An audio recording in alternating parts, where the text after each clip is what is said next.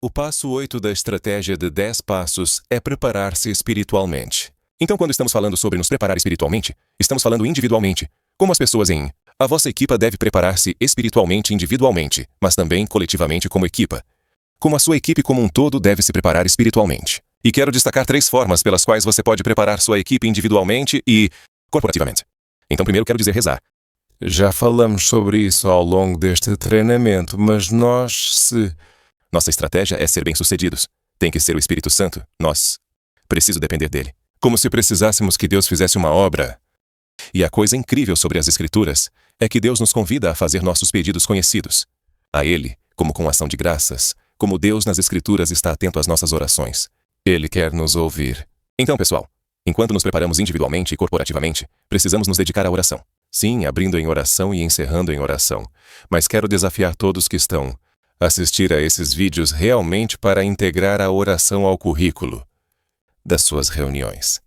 Como um ponto normal ter sido nisso, estamos orando para que Deus faça uma obra grandiosa. E como indivíduos, membros de equipe e líderes, que estamos dedicando tempo em nossa própria caminhada com Jesus, em nosso próprio momento de quietude, a orar para que Deus estaria a trabalhar. Segundo, ler as Escrituras. Sabe, as estratégias modernas de compartilhar o Evangelho são ótimas. Eu amo 3 círculos, eu amo o caminho de Romanos. Estas são estratégias úteis para compartilhar o Evangelho.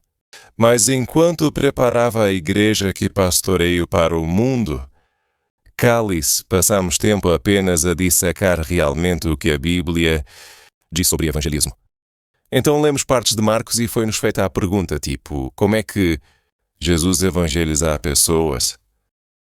E meio que montamos esta rede das coisas que ele prioriza, as coisas que ele faz, como ele é frequentemente muito confrontador até. E então passamos algum tempo a criticar e, a avaliar como a nossa abordagem moderna ao evangelismo como é semelhante à de Jesus e como é diferente de Jesus. E isso, nos colocou numa situação bastante desconfortável porque, Jesus sempre exige uma resposta. No nosso tempo no Evangelho de Marcos, não sei se houve um momento em que Jesus não chamou as pessoas a responder ao Evangelho, que é algo que eu acho que seria na minha própria vida que eu poderia deixar de fora, compartilhar o Evangelho. E depois deixá-lo com as pessoas, o que talvez possa haver um momento apropriado para isso. Mas acho que o precedente bíblico de Jesus nunca ter feito isso realmente desafia talvez essa noção moderna. Além disso, estávamos passando o tempo dissecando o livro de Atos e como é que os primeiros apóstolos partilhavam o Evangelho?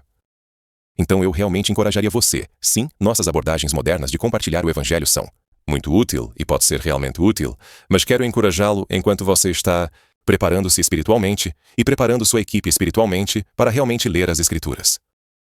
Em particular, o que a Escritura tem a dizer sobre evangelismo. Como é que Jesus faz isso? Como é que os apóstolos o fazem? Como os profetas do Antigo Testamento faziam isso? Estas são ótimas perguntas para fazer enquanto nos preparamos. E então a terceira coisa que quero destacar é o jejum. Para aqueles que são fisicamente capazes de se abster de alimentos por um período prolongado de tempo, quero encorajar você a jejuar, especialmente quando olhamos no Antigo Testamento. Quando o povo de Deus está desejando que Deus intervenha na história humana. Vemos isto no livro dos reis. Vemos isso, obviamente, no livro de Jonas com o rei de Nínive, certo? O rei assírio. Quando as pessoas estão desesperadas e desejam a intervenção de Deus, não é um erro que eles frequentemente oram e jejuam. Quero dizer, o jejum faz algo em nós e também faz algo com Deus. Por um lado, faz algo conosco porque nos lembra o quão limitados estamos, certo? Não demora muito para meu estômago começar a roncar e para eu estar com fome, o que é apenas um lembrete constante das minhas limitações e das minhas fraquezas. E como sou impotente. E pessoal, enquanto nos preparamos para isto, este momento no tempo vai ser muito importante que reconheçamos essas coisas. Somos fracos. Somos muito, muito limitados. E o jejum tem uma maneira única de nos mostrar essas coisas. Mas também, o jejum também tem uma forma única de realmente nos mostrar o poder de Deus, certo? Nossa fraqueza, mas o poder de Deus, nossas limitações, mas a ilimitação de Deus como a nossa humildade e ainda assim a majestade de Deus. O jejum proporciona esta oportunidade para Deus realmente se manifestar de forma realmente incrível. E quando olhamos para as Escrituras, vemos Deus se manifestando de formas incríveis, como lutando batalhas por Josafá, certo? Evitando o julgamento para os ninivitas, restaurando o povo de Deus de volta à terra prometida no livro de Daniel. Portanto, o jejum é significativo. Quando queremos a intervenção de Deus na história humana, o povo de Deus jejua. Não é isso que queremos? Quero dizer, no fim das contas, se a nossa estratégia foi marcada por intervenção humana, força humana, então não vai realmente ter um impacto eterno.